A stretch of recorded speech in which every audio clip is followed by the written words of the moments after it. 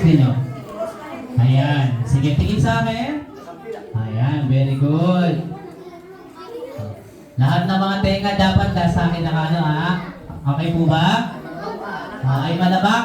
Okay, no? Sige, manalangin tayo. Pikit mo yung mata mo. Close your eyes. O walang magsasalita. Kakusapin natin si Lord. Okay.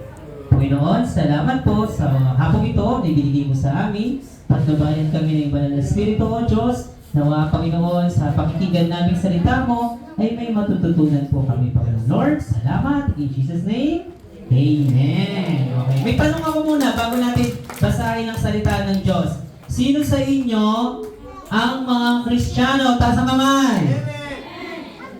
Ay. Sino naniniwala sa Diyos? Magsabi ng amen.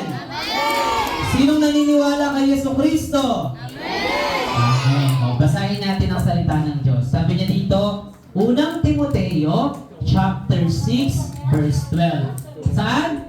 Unang Timoteo, chapter 6, verse 12. Ang sabi niya dito, ipaglaban mo ng mabuti ang pananampalataya, panghawakan mo ang buhay na walang hanggan, dahil dyan ka tinawag ng Diyos, na ipahayag mo sa harap ng maraming saksi ang iyong pananalig kay Kristo. Sabi niya dito, ipaglaban natin ng matindi, ng mabuti, yung pananampalatayang meron tayo sa ating Panginoon. Sino yung may pananampalataya sa Diyos? Sabi ng amen. Diba? Lahat tayo dito naniniwala kay Kristo. Amen. May pananalig tayo sa Kanya. Amen. So, ang teksto natin ngayon, sinasabi dito, dapat kang manindigan, dapat mong ipaglaban ang iyong pananampalataya. So, ang topic natin ngayon is ipaglaban ang pananampalataya. Para tayong tulad ka na, nabanggit ko nga kanina umaga, kapag umakyat ka ng bundok, medyo mahirap, di ba? Matarik, mahirap, nakakapagod, paginto-ginto, minsan hindi naman agad-agad, tama ba? Parang yung buhay din natin yan. Minsan yung buhay natin, hindi natin alam yung direksyon, hindi natin alam yung mangyayari, pero dahil meron kang pananampalataya sa Panginoon, naniniwala ka na makakaya mo. Amen. Kaya nga niya sabi, lumaban ka. Number 1, sabihin mo, lumaban. Bawi. Lumaban. Laban. Isa pa, laban. Okay. Ibig sabihin ng lumaban sa pananampalataya, ito yung kahit anong mangyari, hindi mo itatanggi si Kristo. Kahit saan ka pumunta, dapat kilalang Kristiyano ka. Amen. Kahit anong problema mo, anumang sitwasyon ng buhay mo ngayon, dapat Kristiyano ka. Amen. Kunwari masaya ka na, marami ka ng pera, marami ka ng blessing, hindi mo na kilala si Lord? Mali.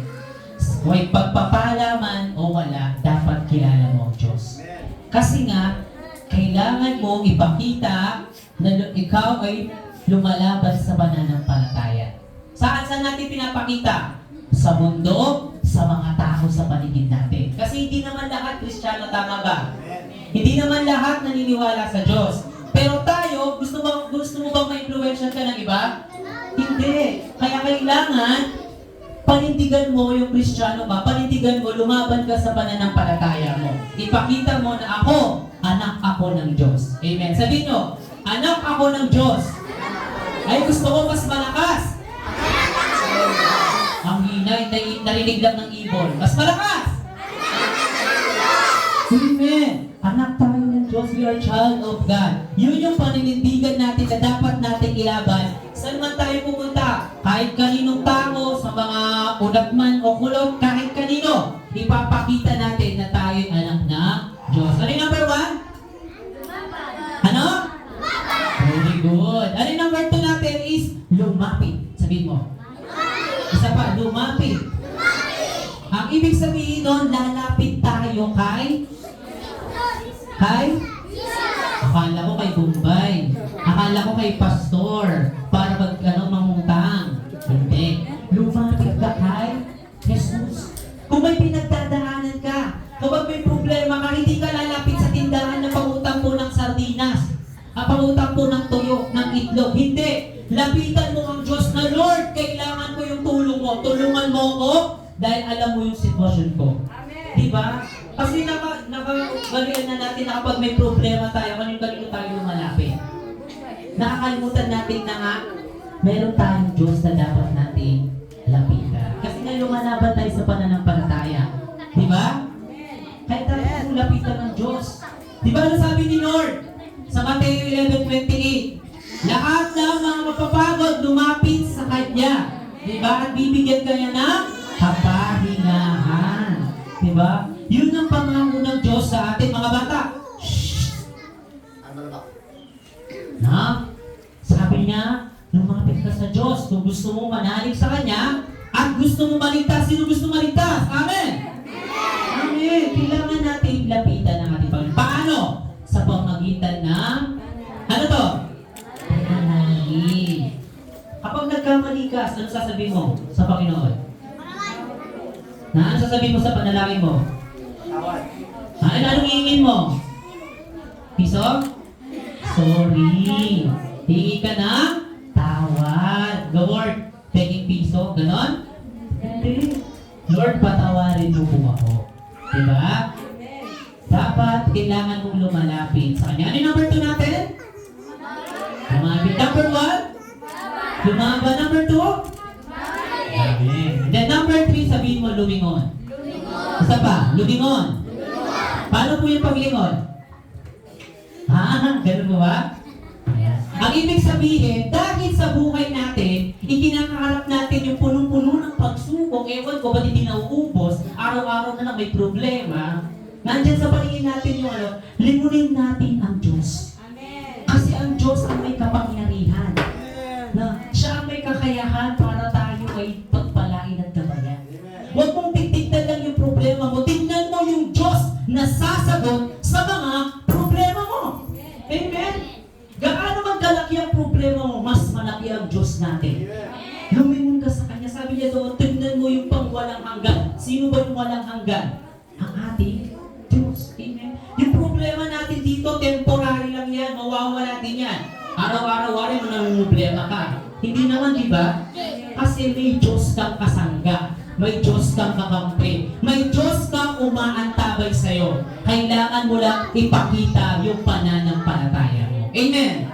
Kaya lumingin ka sa Diyos. Ano sabi niya sa Mateo 6:33? Sige first, di ba? Unahin mo ang kaharian ng Diyos. O, lumingon ka sa kaharian ng Diyos. Ano ka?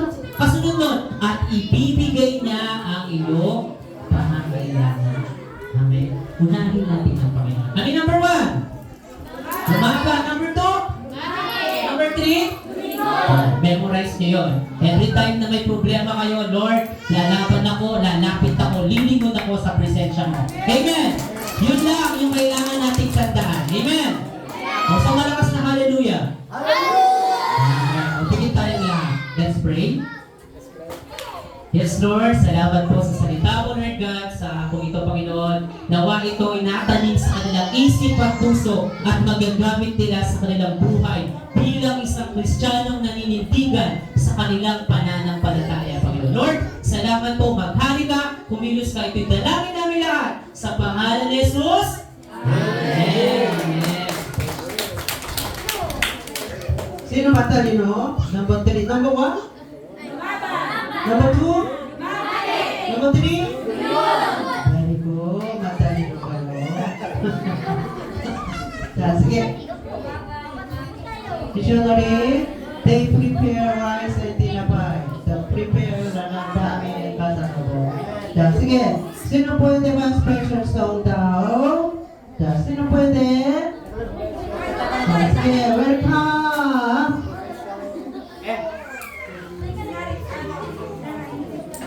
Sige, welcome! Palapag tayo, welcome! I like the Philippines, like the dance. Sige, welcome for you. Palapag tayo, welcome!